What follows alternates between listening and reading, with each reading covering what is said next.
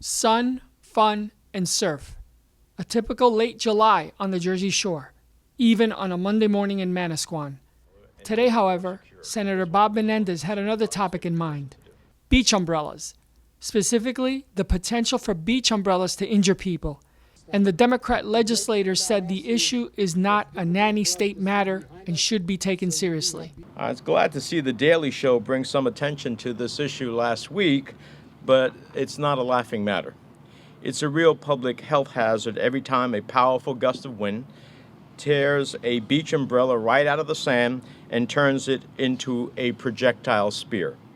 Between 2010 and 2018, an estimated 2,800 people were rushed to emergency rooms with injuries sustained from beach umbrellas, including one woman in Virginia Beach who tragically lost her life in 2016 when she was impaled through her torso.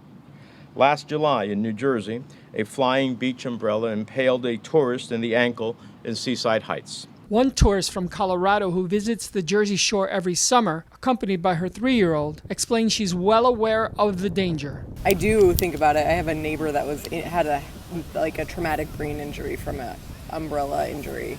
Oh, how long ago did that happen? About 6 years. Here at the Jersey Shore? No, it was in California.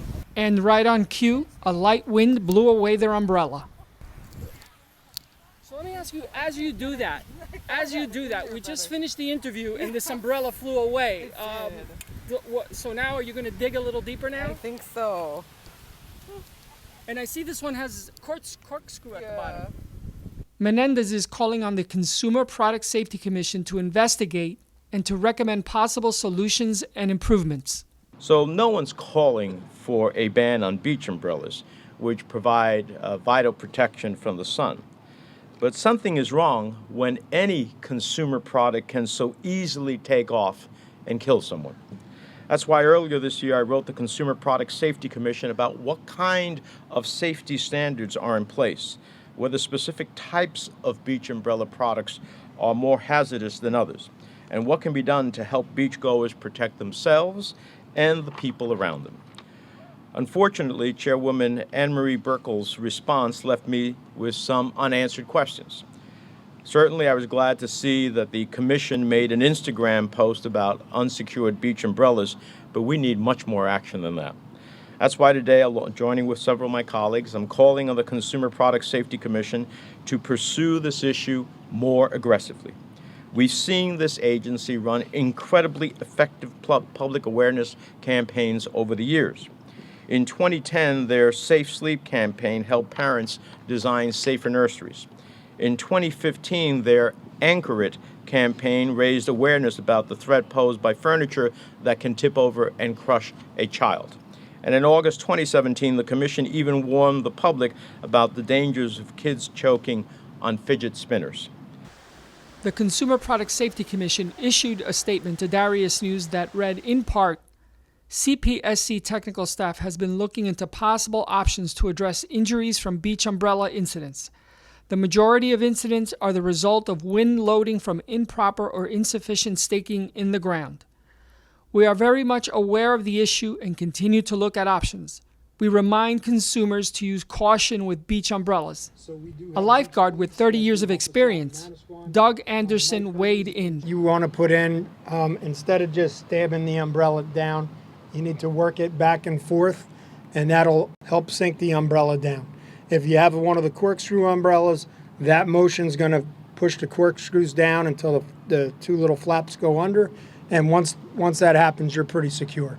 Well, first of all, you have to know which direction the wind is coming in, so you try to tilt it towards the wind.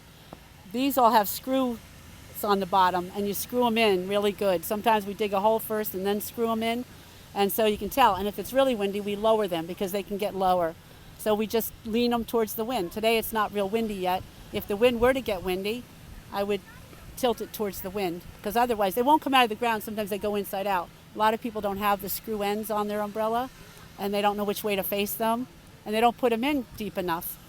That's when you have a problem. I've seen umbrellas flying around here, but not as much lately. People, I think, are more aware, and these new umbrellas that people have, almost all of them have the screw ends.